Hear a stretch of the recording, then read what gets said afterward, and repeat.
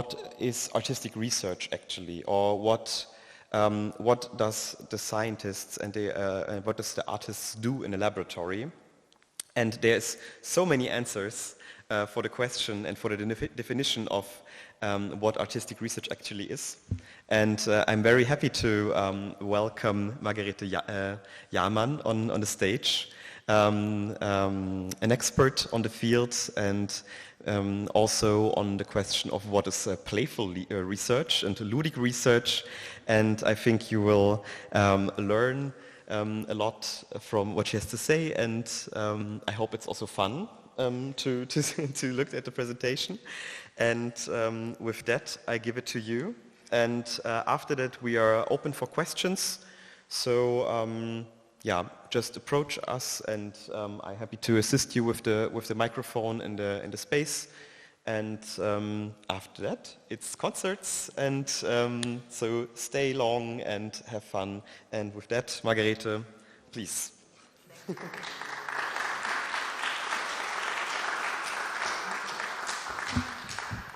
Yeah, thank you. Let's get ludic, and thank you, Enrique. I'm very happy to be here and to speak about the Denkkollektiv and the Denkstile. I was in exchange with Enrique also at a seminar that I held in Vienna on artistic research itself. And for me, it is really amazing also that I will have tomorrow a possibility to enter also the Jena lab of Kerstin Voigt, where we see the myceliums growing together, and also to develop a collective among different Aktants, also Aktanden, einer künstlerischen Tatsache. It's an actor network theory, I would say, that is also developed in Jena. And I was thinking about that. It's interesting. I'm not from very close. I have an affiliation in Zurich, where I was doing game design, and the last 4 years, 5 years almost, I was professor for artistic research in Vienna. But it was important that I came here in person in order to start to grow a fungi net also between people, between the science theoretical reflection. And we also have to think that this is a political condition, because Ludwig Fleck, when he was writing this Entstehung einer wissenschaftlichen Tatsache, he was part of the Wiener Kreis. And the Wiener Kreis und seine Folgen, the Vienna Circle and its consequences, started a reflection on science, methods of science, but also creative methods, as we have heard it before. But it stopped, because they all had to leave. There was an assassination also. The Kreis was expelled from Vienna University. They had to flee, to leave the country because of the political conditions. And we have to be aware of that in our labs also we do political work with this agency, this AAA Aktants. And as we just said before, sorry, that didn't stop. Yeah, no. Ingeborg Reichle, as a remote message from Berlin, I assume, she said that Pina Yoldas, I think, is working in her own lab also. So this is my lab in Vienna. Since 2 years we have the Neuromatic Game Art lab, a critical play with neurointerfaces. This workshop is from 2 days ago. We were sitting there together and we made a 3D scan with a lot of errors. But the beautiful thing is when we see it and look through these errors, then we see the real world behind. And you might see also that with the EEG, the electroencephalogram, that's what we were playing with as art science statement also in this lab, we are measuring our reaction, our subconscious reaction to a stimulus, an artistic stimulus, of faces generated with a neural network, with a generative adversarial network, which made artificial faces. And we were testing the stimulus, the subconscious stimulus, how we react to an artificial face versus a real face. And we always react. It's no matter how good or bad it is, if it has errors on it, somehow we react differently to the artistic description, let's say, of the Jan and to the real face. Is this a bias? a subconscious bias. What does it has to do with the cognitive approach, with this neuron, this network that is growing? This was my fungi net test from June in the lab also. It's a reishi mycelium, which I was seeding out there in preparation to come here maybe also.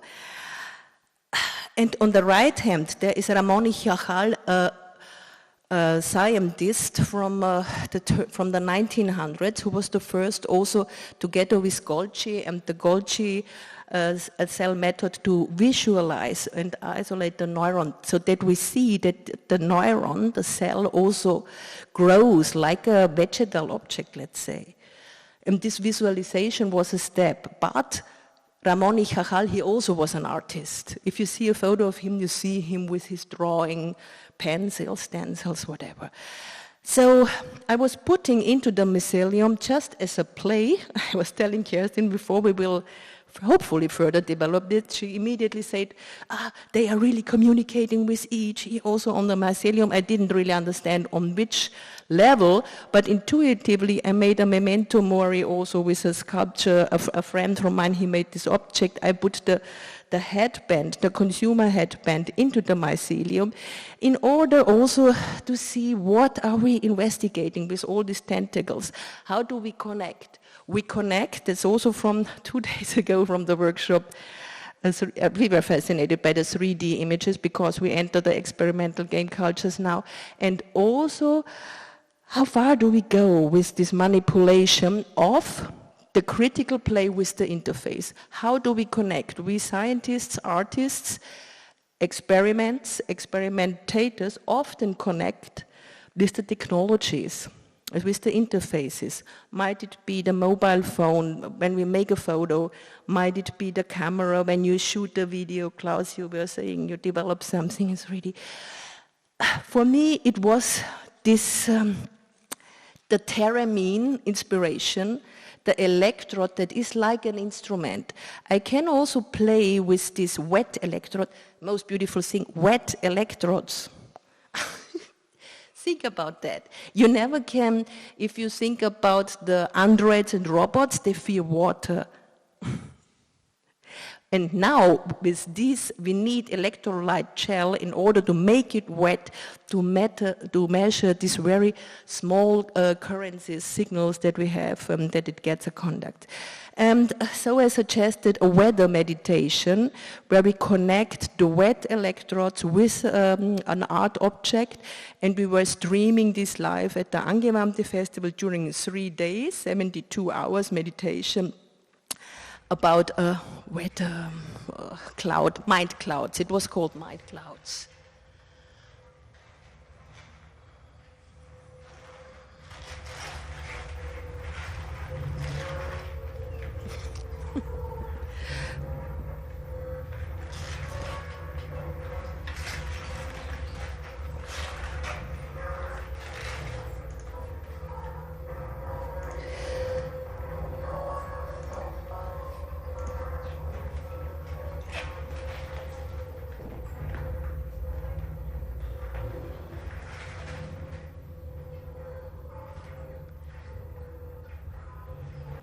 So it is a question of the tank steel, a small test also, a preparation for Katrin's performance to see music with plants. I very much look forward also.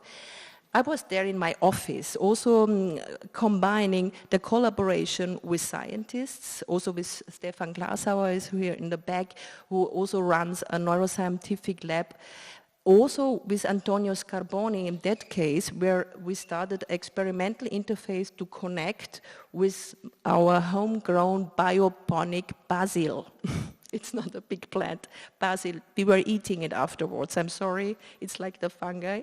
But it was a student project also, and it was big fun to connect directly with the plant. Also, we went into direction. Some of them, that was at the Zurich Game Design Group, not in Vienna. Yeah, to save the world, they said. She's sweet, but somehow we always save the world with actions that we do. This is a cause and effect.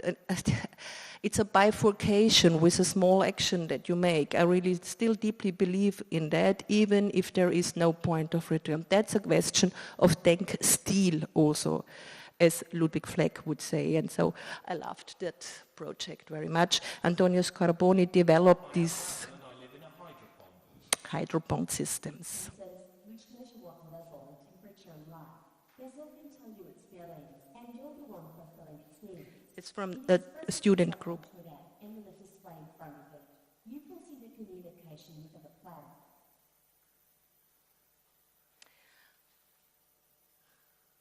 Yes, so Basil had its own Instagram account, was posting messages, a certain kind of life, and fun interaction, but on the same importance than every Instagram posting, I would say.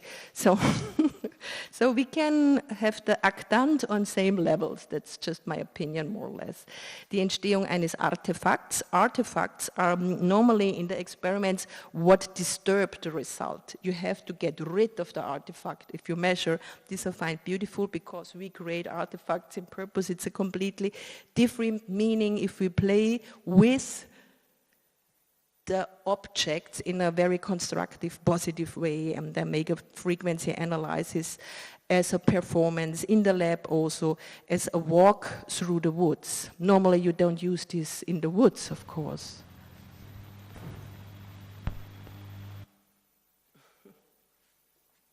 Yeah, so I'm almost there.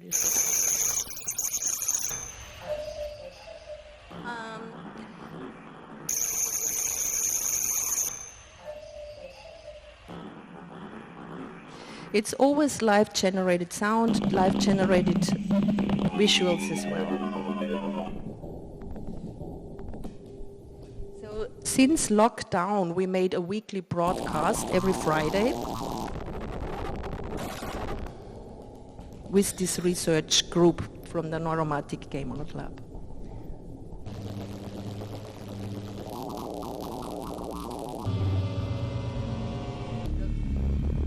You always see the dates, so it's how do you generate a community also, and a live coding session, a live window into the lab every week.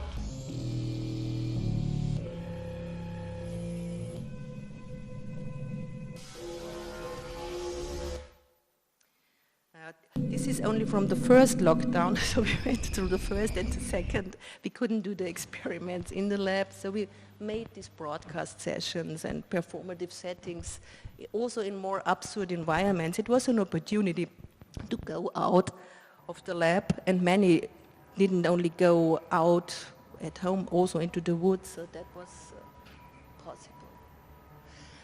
I don't show the whole clip, it's a bit too long, maybe you said about 10 minutes, so we are almost with 9, 10 minutes. Where shall I go?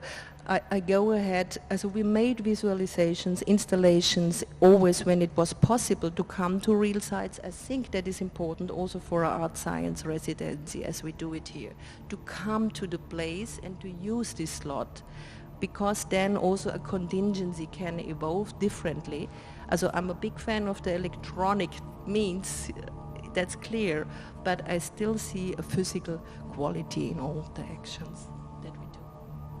So that was at the art fair installation at the Vienna Art Fair last year, September. And yeah, I think I can't play the whole video. It's a bit too long then, but the point is visual environments that are generated. The experiment is in the lab and in the art exhibition. It's not that we communicate, I'm really sorry, it's not that we communicate scientific facts as distributors, but on the other hand, it also should develop its own epistemic object, its own insight momentum in such an installation. It's maybe a more naturalistic experiment that you can set up in such an environment, I would say. That's a thesis, of course. Any other points? Where do we go? With such things, we also make posters. We make sort of scientific publications. They were at least posted at international conferences. That was from the Tate Gallery, London Art Science event. And we have our own style and format to communicate this, which is interesting not only for a broader public, but for a specific public that is interested in the artistic artifact as well. I think that's our main connection point. Not the broadest public, but the specific public of different target groups. That's a small difference which I think is important, and this you see with such ludic forms of insight. And the experimental game cultures. After 5 years at the artistic research, I finished this position now, and we will start now a new experimental game cultures course in Vienna, where I also hope to bring in these more sustainable forms of a non-colonial game design, connecting it with experiments to a cultural statements, research, art, and science experiments do a cultural statement. So I thank you very much for your attention. I think 12 minutes is enough.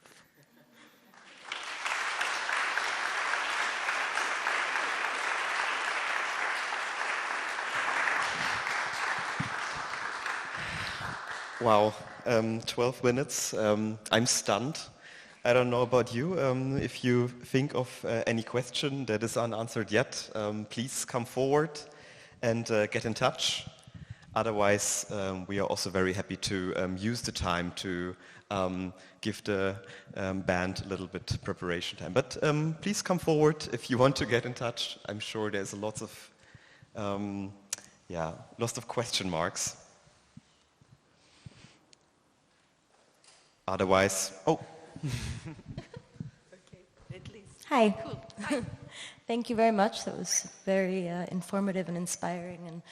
And the experimentation and the play behind everything, I'm sure plays a role. But I was just wondering, when you come to the point of choosing what object, like with the basil, for example, is there a process? Or is that also experimental? How do you come to the things with which you are working with and investigating? Mm-hmm. Yeah, so for example, I was setting up now a reishi mycelium of the reishi fungi, and the reishi is a healing fungi. So it's sold, small capsule, I don't know, you should eat it to get old. Now everybody gets old.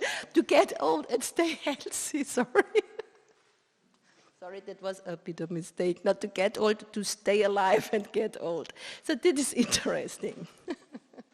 It's somehow interesting. And so I find the objects because they have a cultural meaning to me.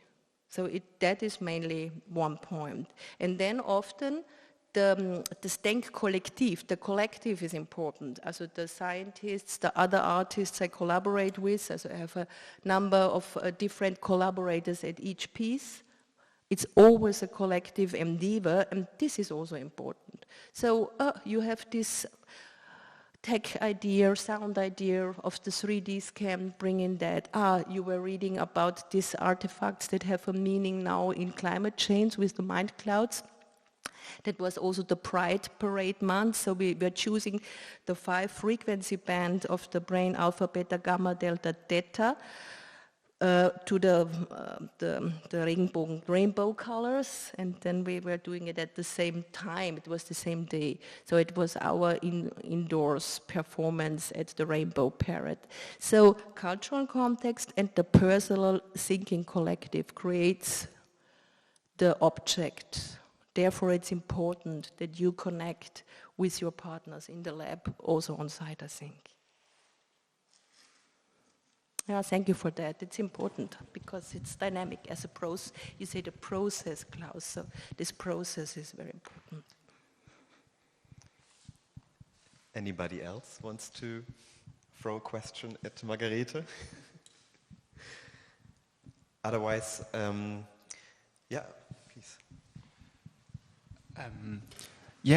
Just a quick question, and I think it was the first time mentioned by the long presentation that we have here, exactly, yeah. this non-colonial aspect of the work that you do, and in what way does what does non-colonialism mean in this context, and how do you separate yourself from a colonial heritage, which we probably all are influenced in Europe, right? Yeah. In a way. So. Thank you. Very good question. What should non-colonial mean? Huh? Absolutely. Because it's not yet existing. So it's not that you don't know it. It's not yet existing. Absolutely right. So I didn't say that. I didn't say that. That was in the presentation before. That was in the presentation. Ah, yeah. That was in the presentation before. I also used this key because I'm interested also in queer and non-colonial game mechanics. What does this mean? Others then not to separate from this heritage, as really to work on it, and also to turn it into a different direction. Because normally, if you make a level design in a game, you have the next level. So you conquer the next space. You take the land. That's how we behave as a species, maybe very often. And now it's an interesting question. So how profound, how deep inside is this in us as species? And if so, how far are we cognitive beings or conscious beings that we can reflect it? That's like the subconscious test against the bias, against artificial faces. That's what I mean and I address. Is there other way of a cooperative grow together? Can there be a game between two myceliums that are very, very slow and maybe they grow together instead of a boss fight that we normally have? So, a play to redefine mainly also terms and terminologies that we use. That's, for me, an answer. For me, it's not so easy what it really is. It is an open question, I still think. Yeah, it has to be developed. So therefore, it's a research gap where we should go. I have one private, really small question. What are you playing right now, like game-wise? Game-wise, oh. So that is a good one, yeah. Because that is really hard, but I really liked very much, there it was called the Bloom, you know, for the iPhone. Yes, that was beautiful because it also played with the interface. So at a certain moment you had to unplug your mobile phone to reduce the energy or to give it back and then to turn it around. So it was also playing with the object itself. That's one I really liked very much. And I also think also the David O'Reilly games I like very much because they are having also like everything. In everything, you are literally everything, from the nano level to a big cosmic level. In between, you are a bug and a bear, and you switch identity constantly. And you cannot really move. So it is an error. Every figure falls around, but it doesn't disturb anybody. It has no aim, and it is connected with the philosophy of Alan Watts. He was using the open source sound of Alan Watts, who was a philosopher in the 60s. Was a bit a strange philosophy, but a very nice and beautiful he was speaking about knots and about being everything in the cosmic world. That's what I love and also played recently.